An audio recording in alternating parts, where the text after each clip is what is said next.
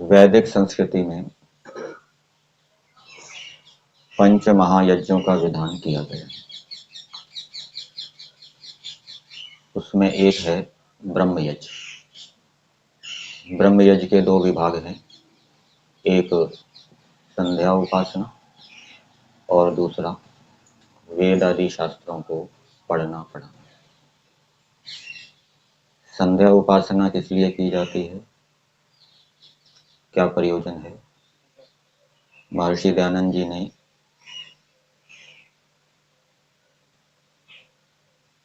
संस्कृत वाक्य प्रबोध में इसके विषय में लिखा है कि ईश्वर को जानने के लिए संध्या उपासना करनी चाहिए।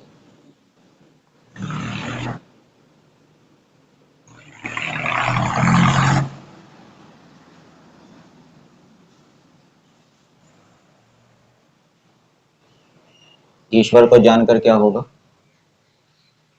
तमेव विदित्वा अति मृत्युमेति।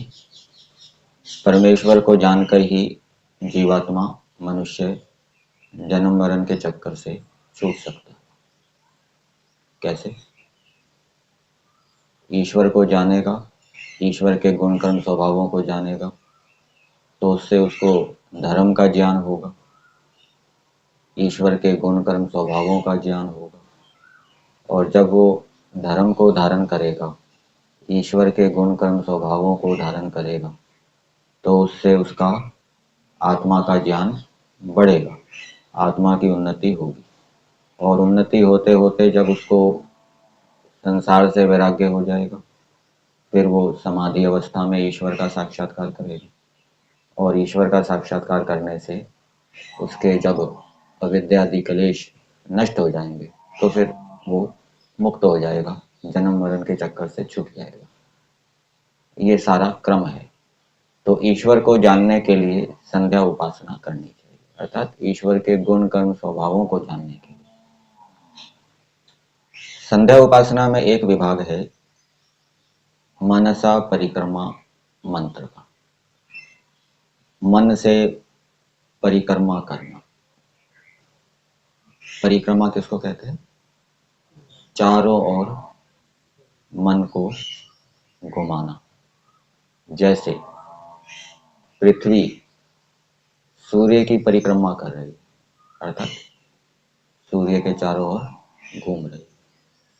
ऐसे ही एक यज्ञशाला भी देखी थी, उसमें कोई विशेष यज्ञ होता था और उस यज्ञशाला के चारों ओर बहुत से भगत लोग उस यज्ञशाला की परिक्रमा करते थे। वो पता नहीं कौन सी विधि है, वैदिक है या अवैदिक है। तो मन से परिक्रमा करना अर्थात चारों ओर मन को ले जाना, ईश्वर का विचार करते हुए। मनसा परिक्रमा मंत्र का फल बताया गया है। जब इन मंत्रों का प्रयोग किया जाता है तो उसका फल क्या होता है कि मनुष्य पुरुषार्थी, उत्साही, आनंदित, निर्भीक और निशंक हो जाता है। व्यवहार के अंदर भी ये विशेषताएं, ये धर्म, ये गुण उसके अंदर उत्पन्न हो जाते हैं। अर्थात जब मन से सब दिशाओं में ईश्वर की सत्ता का विचार करेगा, ईश्वर की विद्यमानता का विचार करेगा, ईश्वर की उपस्थिति का विचार करेगा कि सब दिशाओं में ईश्वर विद्यमान है, देख रहा है, जान रहा है, तो ये गुण आएंगे। जैसे पुरुषार्थ गुण है, जब स्वामी सामने होता है तो सेवक, कर्मचारी मेहनत से अपने काम को करता है। उसको पता होता है कि मालिक मेरे को देख रहा है। और जब मालिक इधर उधर हो जाता है तो वो अपने काम में प्रमाद करने लग जाता है, आलस्य करने लग जाता है। इसी प्रकार से जब हम ईश्वर को दृष्टा के रूप में अनुभव करेंगे कि परमेश्वर हमको देख रहा है, हमारे कर्मों को देख रहा है, तो हम क्या होंगे? पुरुषार्थी होंगे, उत्साही, आनंदित भी होंगे। जैसे मान लीजिए एक खिलाड़ी है, उसको किसी प्रतियोगिता में जाना है, बहुत से दर्शक हैं देखने के लिए, और उन दर्शकों में उसके संबंधी भी हो, माता पिता भी हो, तो उसको खेलने में बड़ा आनंद आता है ना, उत्साह आता है। और कोई संबंधी हो ही ना देखने वाला, जानने वाला, तो उसको उत्साह नहीं होता, आनंद नहीं होता। तो इसी प्रकार से जब हम ईश्वर को अपने समीप अनुभव करेंगे तो हमारे अंदर उत्साह, आनंद उत्पन्न होगा। फिर है निर्भीकता। ईश्वर को अपने समीप चारों ओर अनुभव करने से निर्भीकता भी आती है। छोटा बालक होता है, वो जब माता पिता के पास होता है तो वो किसी से डरता नहीं है। कोई अजनबी व्यक्ति आ जाए, अनजान व्यक्ति आ जाए, अथवा कोई कुत्ता आदि आ जाए तो वो डरता नहीं है, वो लाठी उठाकर उसको मारेगा। परंतु जब माता पिता उससे अलग हो जाएं और वो अकेला हो जाए तो वो डरने लगता है, रोने लग जाता है। तो उसके अंदर माता पिता की समीपता से निर्भीकता गुण उत्पन्न होता है। इसी प्रकार से ईश्वर को जब हम अपने समीप अनुभव करेंगे तो उससे निर्भयता का गुण उत्पन्न होगा और निशंकता, संशय रहित हो जाएंगे ईश्वर को अपने समीप अनुभव करने से। ईश्वर को अपने समीप चारों ओर कौन अनुभव करेगा? जिसकी ईश्वर में प्रीति होगी, प्रेम होगा। जिसकी ईश्वर में प्रीति प्रेम नहीं होगा, संसार के पदार्थों में, संसार के व्यक्तियों में प्रेम होगा, तो वो तो संसार के पदार्थों को याद करेगा, संसार के व्यक्तियों को याद करेगा, ईश्वर को क्यों याद करेगा? तो ईश्वर में जब प्रेम होगा तो ईश्वर से उसको ज्ञान विज्ञान मिलेगा, और ज्ञान विज्ञान के मिलने से वो संशय रहित हो जाएगा। सत्यार्थ प्रकाश के 9वें समोल्लास में मुक्ति का एक साधन बताया है, शुद्ध ज्ञान, शुद्ध कर्म और शुद्ध उपासना। और ये तीनों एक दूसरे के पूरक हैं, ऐसा बताया गया है। यदि हम ईश्वर की उपासना करेंगे, शुद्ध उपासना करेंगे, ईश्वर से प्रेम होगा, तो उससे हमारा ज्ञान शुद्ध होगा। ज्ञान के शुद्ध होने से फिर उपासना भी और शुद्ध होती जाएगी। तो ईश्वर में यदि प्रीति होगी, प्रेम होगा, ईश्वर को अपने समीप अनुभव करेंगे, तो क्या बताया गया कि ईश्वर से हमें ज्ञान विज्ञान मिलेगा। जैसे कोई विद्वान गुरु आचार्य हमारे समीप रहते हैं, हमारी उनके प्रति प्रीति है, ठीक है। प्रीति होगी तो प्रिय आचरण करेंगे, प्रीति नहीं होगी तो अप्रिय आचरण करेंगे। तो प्रीति होने से फिर कोई शंका होती है तो हम पूछते हैं तो वो बता देते हैं। तो ईश्वर भी जानता है अमुक अमुक व्यक्ति की क्या क्या शंकाएं, तो ईश्वर उनका समाधान करता है, तत्व ज्ञान देकर। तो ये मनसा परिक्रमा मंत्रों का फल बताया गया। अब पहला मंत्र है, उसके ऊपर हम विचार करते हैं। ओम प्राचीदिक अग्निरधिपतिरसितो रक्षिता दित्या ईशवः तेभ्यो नमो अधिपतिभ्यो नमो रक्षितृभ्यो नमः इषुभ्यो नमः एभ्यो वस्तु योऽस्मान् द्वेष्टियं वयं विश्मस्तं वो जम्बे दत्तमा। इस मंत्र में कोई संबोधन नहीं है, स्तुति प्रार्थना तो है लेकिन संबोधन नहीं है। लेकिन जब जब भी हमें ईश्वर की स्तुति प्रार्थना करनी हो तब तब क्या है, संबोधन का प्रयोग भी करना चाहिए। कि जैसे हे परमेश्वर आप सर्वरक्षक हैं, हे परमेश्वर, ये संबोधन किया, आप सर्वरक्षक हैं। हे परमेश्वर आप सर्वरक्षक हैं, मेरी रक्षा कीजिए, ये प्रार्थना कर दी। तो स्तुति और प्रार्थना करते समय संबोधन का प्रयोग करना चाहिए। ये परमेश्वर ने मंत्रों के अंदर संकेत के रूप में दिया है। तो जहां पर मंत्रों में संबोधन नहीं है लेकिन स्तुति प्रार्थना है, तो वहां पर इस संकेत का प्रयोग करते हुए वहां पर भी संबोधन का प्रयोग करना चाहिए। ठीक। अब संबोधन का प्रयोग किस लिए करें? किस लिए करें? संबोधन का प्रयोग किस लिए करना चाहिए? जिससे कि ईश्वर को हम अपने समीप अनुभव करें। ठीक है ना। जब हम बोलेंगे हे परमेश्वर, तो अपने समीप ईश्वर की अनुभूति होगी ना। और जब इतना ही कहेंगे परमेश्वर सर्वरक्षक है, तो परमेश्वर तो फिर परोक्ष हो जाएगा, प्रत्यक्ष नहीं होगा। तो ईश्वर को प्रत्यक्ष करने के लिए, अपने समीप अनुभव करने के लिए संबोधन का प्रयोग करना चाहिए। लोक के अंदर हम किसी को पुकारते हैं तो वो दूरस्थ व्यक्ति को पुकारते हैं। कोई व्यक्ति दूर खड़ा है तो उसको नाम लेकर बुलाते हैं, हे राम इधर आओ। तो उसका ध्यान अपनी ओर आकर्षित करने के लिए फिर उसको कुछ संकेत करते हैं, इधर आओ, फिर अपनी बात बताते हैं। तो परमेश्वर का तो ध्यान हमारी ओर हर समय है ही, तो संबोधन करने से ईश्वर का ध्यान हमारी ओर आकर्षित नहीं हो जाएगा। ईश्वर तो हर समय हमको देख ही रहे हैं, हमारा ध्यान ईश्वर से भटक जाता है, हम ईश्वर को भूल जाते हैं। तो हम ईश्वर को स्तुति प्रार्थना करते समय याद रखें, इसलिए संबोधन करना चाहिए। बिना ईश्वर को याद रखे भी स्तुति प्रार्थना हो जाती है, बिना ईश्वर को याद करे भी स्तुति प्रार्थना होती है, और ईश्वर को याद करे भी स्तुति प्रार्थना होती है। अब मंत्र के पदों को देखते हैं। प्राची दिक्, इन मंत्रों में 6 दिशाओं का वर्णन है। वैसे कितनी दिशाएं बताई जाती है? 10 दिशाएं बताई जाती है। और ये दिशा क्या है? ये बौद्धिक है, वास्तविक नहीं है, वस्तु रूप नहीं है, बौद्धिक है। ये आकाश का ही विभाग किया गया है। जहां सूर्य पहले पृथ्वी के साथ संयुक्त होता है उसको पूर्व दिशा कह दिया, उसके विपरीत जो दिशा है उसको पश्चिम कह दिया, और पूर्व दिशा की ओर मुख किए हुए व्यक्ति के बाईं ओर जो दिशा हो गई वो उत्तर हो गई, दाईं ओर जो दिशा हो गई वो दक्षिण हो गई। फिर पूर्व और दक्षिण दिशा के बीच की दिशा हो गई, पूर्व और उत्तर दिशा के बीच की दिशा हो गई। तो इस प्रकार से 10 दिशाएं मानी जाती है।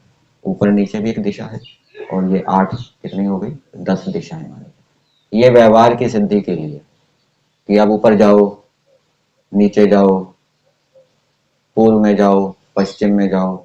और यदि इनका नाम नहीं रखेंगे तो फिर व्यवहार कैसे कहेंगे? किसी को कहना हो ऊपर जाओ, ऊपर तो पता नहीं क्या कहेंगे, ऐसे इशारा करेंगे।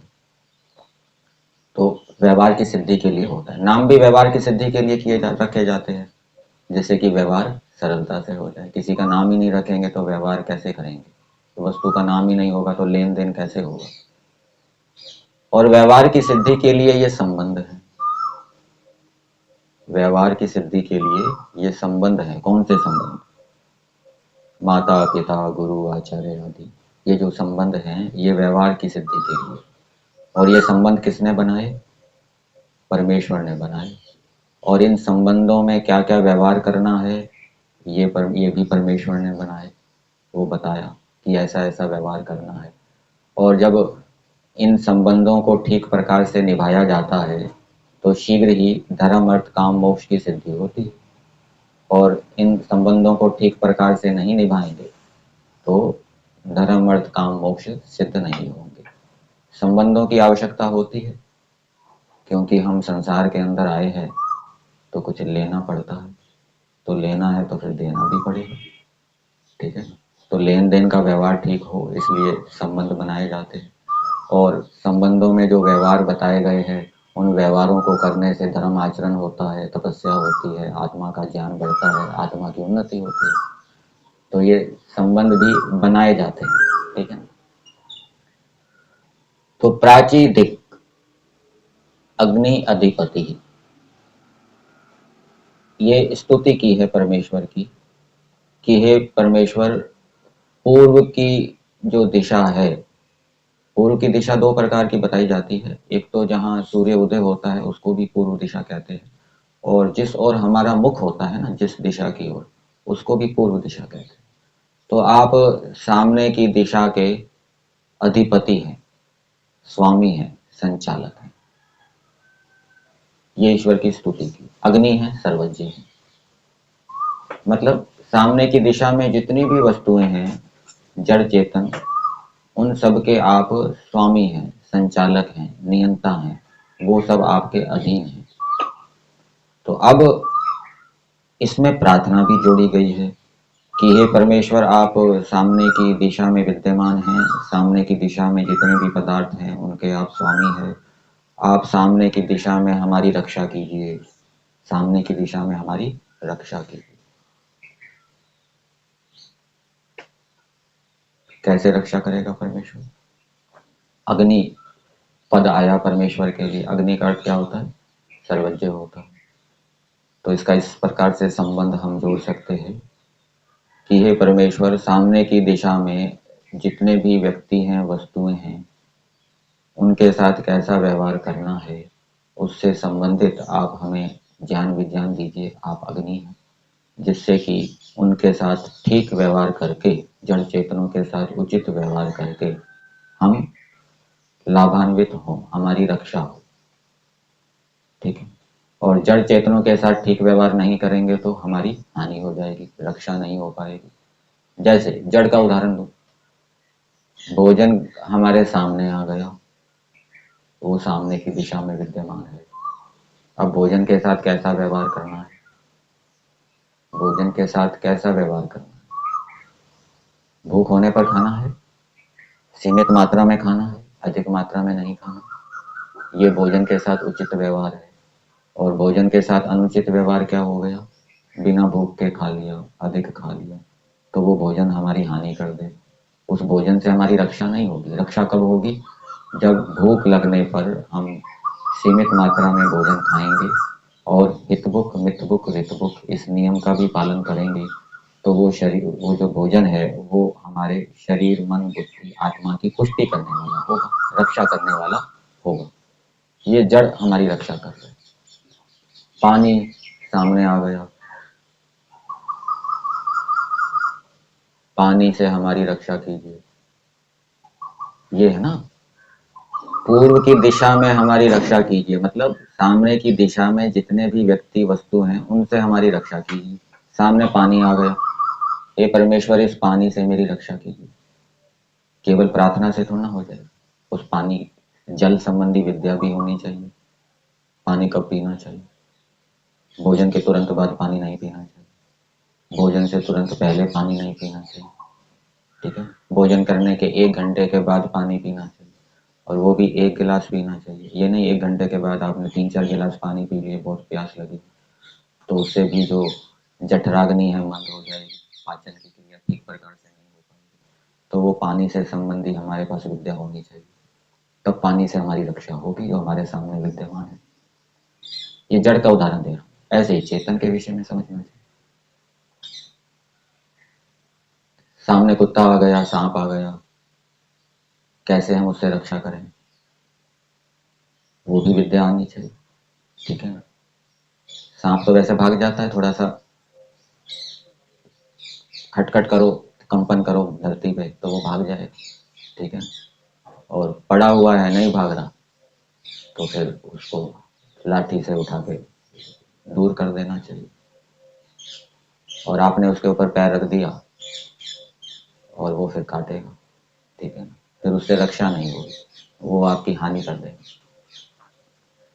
तो हे परमेश्वर, आप ज्ञानी हैं, सर्वज्ञ हैं, अनेक विद्याओं को जानते हैं, तो हमें अनेक प्रकार की विद्याएं दीजिए, जिससे कि सामने की दिशा में जो जड़ और चेतन पदार्थ हैं उनसे हम लाभान्वित हो सके, उनसे हमारी हानि ना हो जाए, उनसे हम अपनी रक्षा करें। फिर आगे दिया, असीता, बंधन रहित। आप बंधनों से रहित हैं। प्राचीदिक अग्निरधिपति रसितो रक्षिता। आप बंधनों से रहित हैं। परमेश्वर कभी जन्म मरण के चक्कर में शरीरों के बंधन में नहीं आते। स तो सदैव मुक्ता सदैव ईश्वर। ये वात्स्यायन जी योग दर्शन के अंदर कहते हैं, परमेश्वर तो हमेशा मुक्त रहता है, हमेशा ऐश्वर्यशाली रहता है। कभी परमेश्वर शरीरों को धारण नहीं करता। जीवात्मा शरीरों को धारण करते हैं। क्यों करते हैं? जीवात्मा शरीरों को धारण क्यों करते हैं? मुक्ति के बाद जीवात्मा शरीरों को धारण करने के लिए संसार के अंदर क्यों आता है? मुक्ति में ही रहता।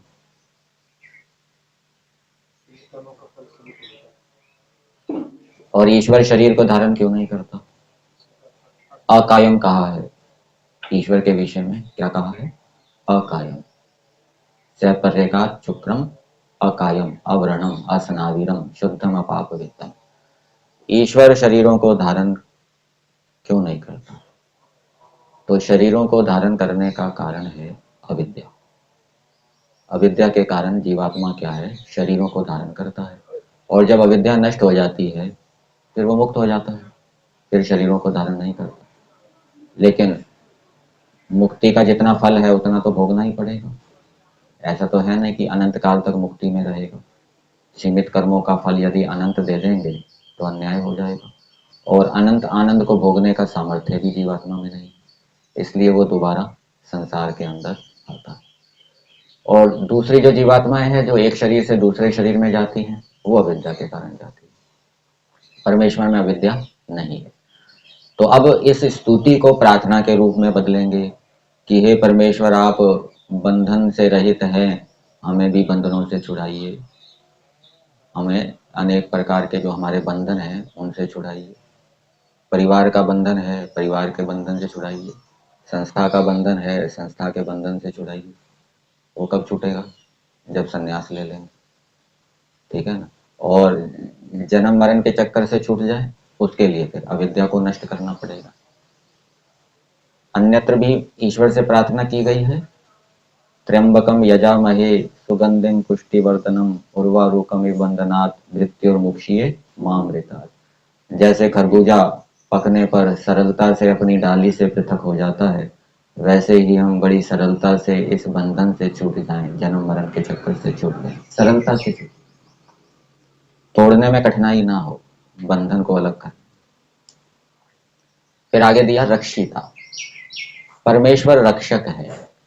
बहुत से लोग ईश्वर को रक्षक के रूप में मानते हैं, तो ये वेद का मंत्र कह रहा है, ये वेद का मंत्र प्रमाण है कि ईश्वर क्या है? रक्षक है, रक्षिता है, रक्षा करने वाला है।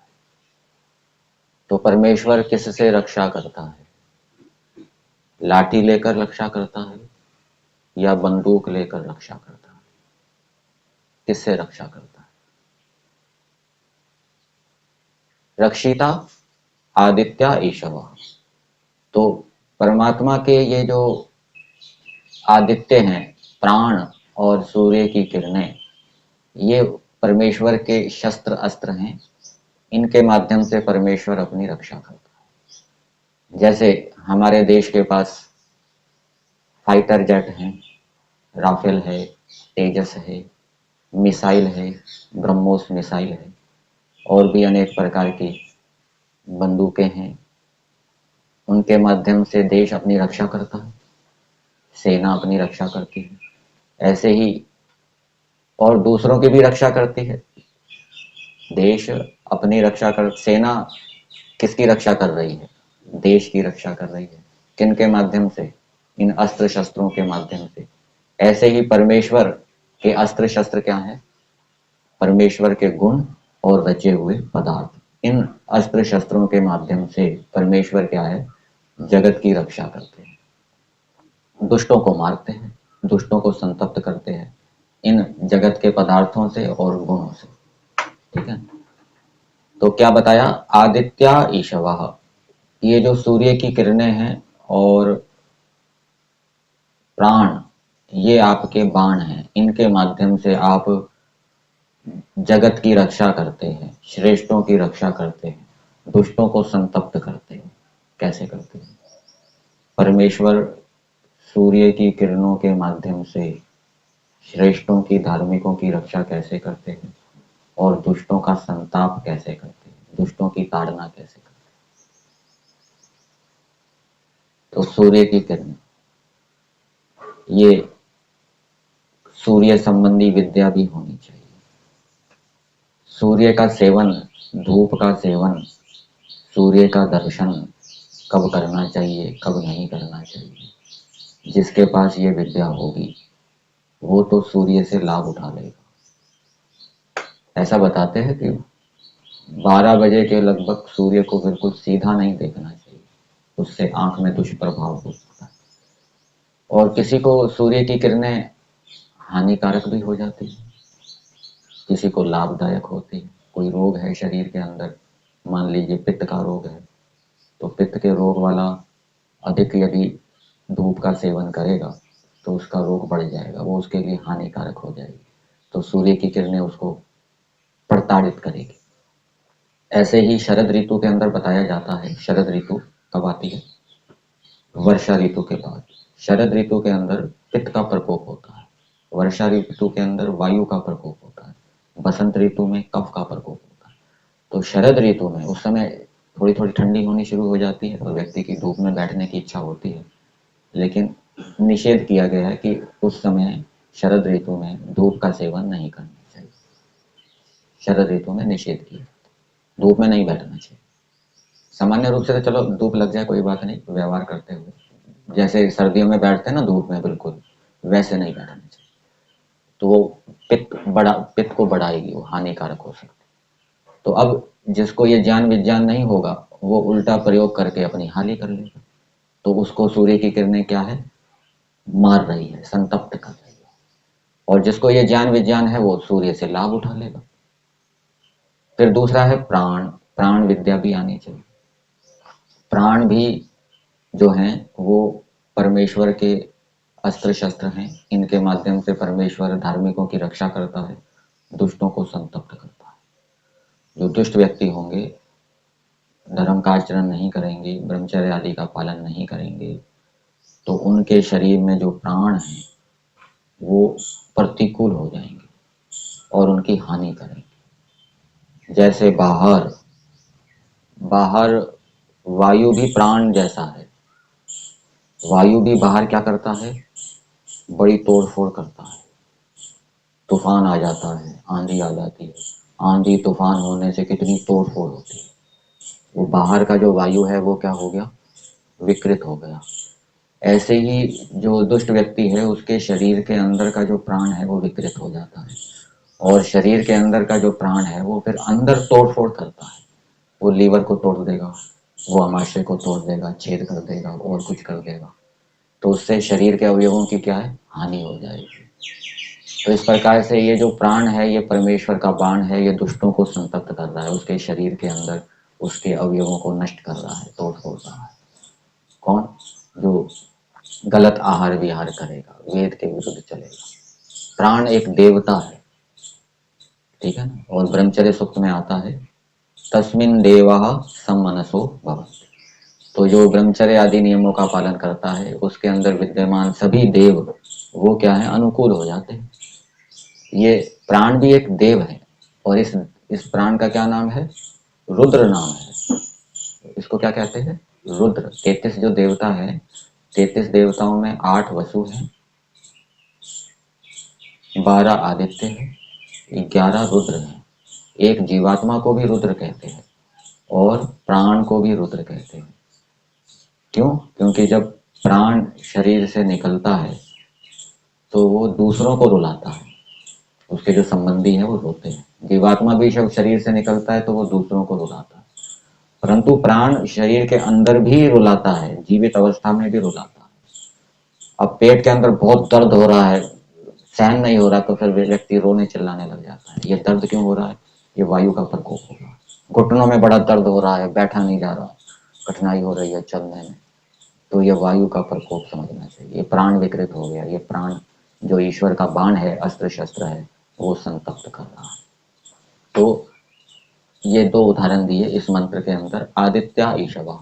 और यहाँ प्रार्थना भी जोड़नी चाहिए कि हे परमेश्वर, ये आपके अस्त्र शस्त्र हैं, प्राण और सूर्य की किरणें, इनसे आप हमारी रक्षा कीजिए। प्रार्थना तो की है, रक्षा के साथ साथ पुरुषार्थ भी करना पड़ेगा, प्रार्थना के साथ साथ इनकी विद्याओं को जानना पड़ेगा, सूर्य से संबंधी विद्याओं को जानना पड़ेगा, प्राण विद्या को जानना पड़ेगा कि कब प्राण हानिकारक होते हैं, कब प्राण लाभदायक होते हैं। तो फिर परमेश्वर क्या है, रक्षा करेगा। साथ साथ में वो धार्मिक भी होना चाहिए, धर्म पूर्वक इन विद्याओं को प्राप्त करें, अधर्म पूर्वक प्राप्त नहीं करें, ठीक है। तो क्या हो गया, प्राची दिक अग्निरधिपति रसितो रक्षिता दित्या ईशवः। पहली मंत्र में, पहली पंक्ति में कई प्रार्थनाएं हो गई कि हे परमेश्वर, आप सामने की दिशा में हमारी रक्षा कीजिए, आप बंधन रहित है, हमें भी बंधनों से छुड़ाइए, हमें भी बंधनों से रहित कीजिए। आप सूर्य की किरणें और प्राणों के माध्यम से रक्षा करते हैं, हमारी भी इनसे रक्षा कीजिए। कितनी प्रार्थनाएं हो गई? 3 प्रार्थनाएं। और स्तुति क्या हो गई कि ईश्वर अग्नि है, ईश्वर सामने की दिशा के स्वामी हैं, और ये जो प्राण और सूर्य की किरणें हैं ये ईश्वर के क्या है? बाण है। ये स्तुति। फिर दूसरी पंक्ति में भी प्रार्थनाएं हैं